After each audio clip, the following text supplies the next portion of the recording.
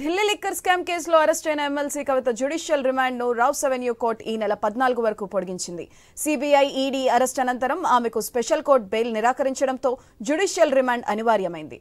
ప్రస్తుత పరిస్థితుల్లో కేసు దర్యాప్తు కీలక దశలో ఉన్నందున కవిత రిమాండ్ ను పొడిగించాలంటూ ఈడీ తరపు న్యాయవాది స్పెషల్ జడ్జ్ కావేరి భవేజాను రిక్వెస్ట్ చేశారు.